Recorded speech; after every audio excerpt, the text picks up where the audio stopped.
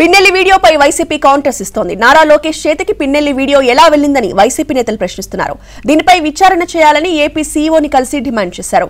TDP rigging చేస్తుంటేనే MLA జోక్యం చేసుకోవాల్సి వచ్చిందంటున్నారు YCP నేతలు. కానీ ఈసీ ఏకపక్షంగా వ్యవహరిస్తోందని ఆరోపిస్తున్నారు. ఆయన చేతికి ఏ విధంగా పాల్వాయి గేట్ లో ఆ బూత్ లో ఉన్నటువంటి వీడియో ఆయన చేతికి ఏ రకంగా వెళ్లిందో ఎన్నికల కమిషన్ ఆంధ్రప్రదేశ్ ప్రజలకు చెప్పాలి అని చెప్పని కూడా మేము డిమాండ్ చేస్తా ఉన్నాం. ఎందుకు ఎమ్మెల్యే వెళ్లాల్సి వచ్చింది? దుర్భాషలాడి గొడవ చేసి కొట్టి ఓట్లు వేయడానికి వీలు లేకుండా రిగ్గింగ్ చేస్తున్నటువంటి సందర్భంలోనే అక్కడ ఎమ్మెల్యే ఇంటర్ఫీర్ అయ్యాడని చెప్పని కూడా ఈ సందర్భంగా మేము చెప్తా ఉన్నాం. దాదాపు ఈరోజు ఈసీని అడుగుతా ఉన్నాం మేము.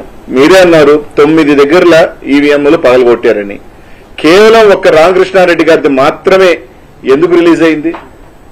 ఈ రోజు ఎలా రిలీజ్ అయింది? మీరు రిలీజ్ చేశారా లేకపోతే ఎవరైనా రిలీజ్ చేశారా? కనీసం ఈ రోజున ఈసీ దాని మీద ఎందుకు చర్య చేపట్ల? 9 పగలగొడితే కొరవ 8 ఎందుకు రిలీజ్ కాలేదు? అకస్మాత్తుగా వారం రోజుల్లో ఎలక్షన్ ఉందగా అనేక మందిని మార్చేశారు.